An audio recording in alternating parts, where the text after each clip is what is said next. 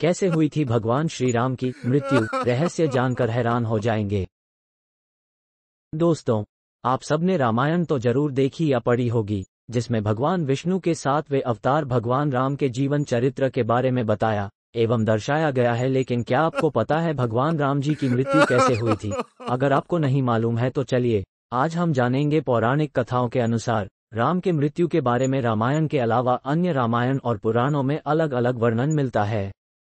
भगवान श्री राम ने जब धरती से वापस गए थे तो उनके साथ पूरा कौशलपुर देश, जिसे वर्तमान में अयोध्या कहा जाता है, जल में समा गया था।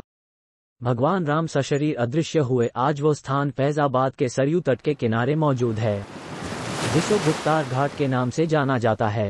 अयोध्या में मंदिर निर्माण के लिए खुद आधारशिला रखी। इस दौरान पूरे देश में श्री राम के नाम का जाप चल रहा था। इस अवसर पर पूरी अयोध्या को दुल्हन की तरह सजाया गया था।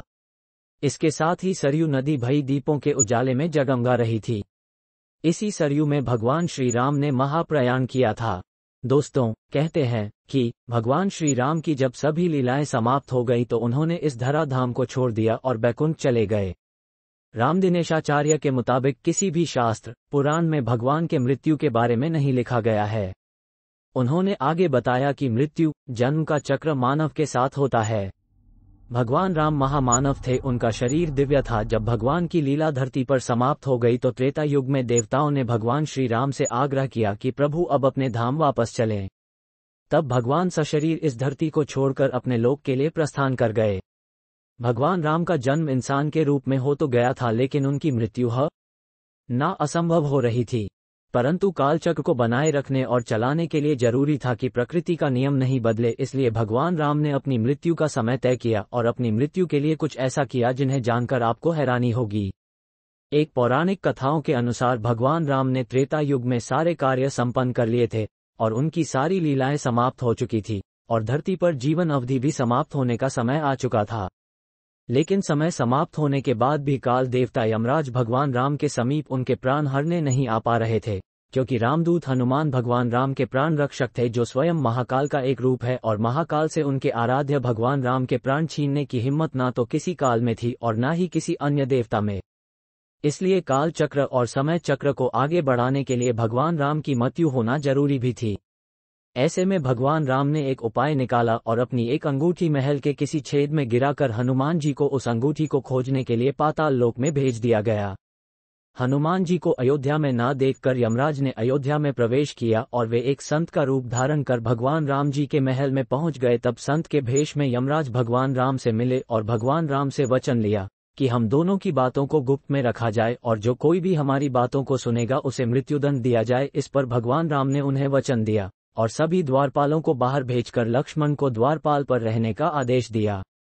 उसके बाद उस संत ने अपना असली रूप दिखाया और भगवान राम को बोले, हे प्रभु, मैं आप ही का सेवक हूँ और आपने ही मुझे ये कर्म दिया है कि इस संसार से समस्त जीव जंतु एवं प्राणियों का प्राण हरना, और यह मेरा धर्म भी है। और मैं भगवान शिव और ब्रह्मा की आज से आपसे ये कहने आया हूँ कि आपने जो अपना समय इस पृथ्वी लोक पर निश्चित किया था वह समय पूर्ण हो चुका है और अब आपको अपने धाम लौट जाना चाहिए।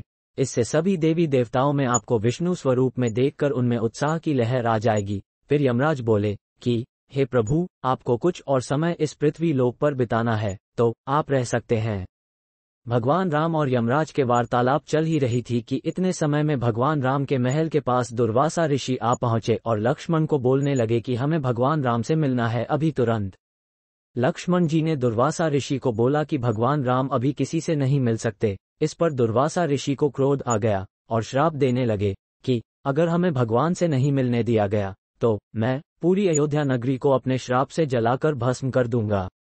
इस पर लक्ष्मण जी उनके श्राप के भय से सोचने लगे कि अगर मैं इन्हें प्रभु राम जी के महल में जाने दे दूं तो सिर्फ मुझे ही मृत्युदंड मिलेगा, लेकिन अयोध्या नगरी तो बच जाएगी। इस पर विचार करने पर लक्ष्मण जी ने दुर्वासा ऋषि को प्रभु श्री राम जी के महल में जाने दे दिया।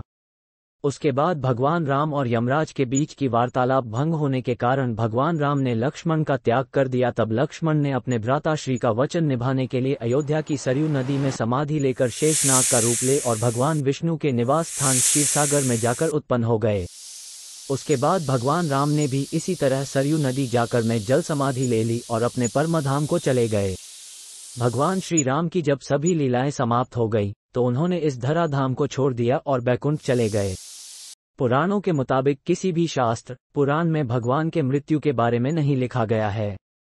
उन्होंने आगे बत या कि मृत्यु जन्म का चक्र मानव के साथ होता है। भगवान राम महामानव थे, उनका शरीर दिव्य था। जब भगवान की लीला धरती पर समाप्त हो गई तो त्रेता युग में देवताओं ने भगवान श्री राम से आग्रह किया कि प्रभु अब अपने धाम वापस चलें। तब भगवान सशरीर इस धरती को छोड़कर अपने लोक के लिए प्रस्थान कर गए। तो दोस्तों, यदि आप सभी को हमारे द्वारा इस वीडियो के माध्यम से दी गई जानकारी पसंद आई है तो हमारे चैनल को लाइक, शेयर और सब्सक्राइब करें। दोस्तों, आपको हमारी ये वीडियो कैसी लगी, और यदि आप हिंदू धर्म से जुड़ी कुछ और जानकारी जानना चाहते हैं तो हमें कमेंट करके जरूर बताएं।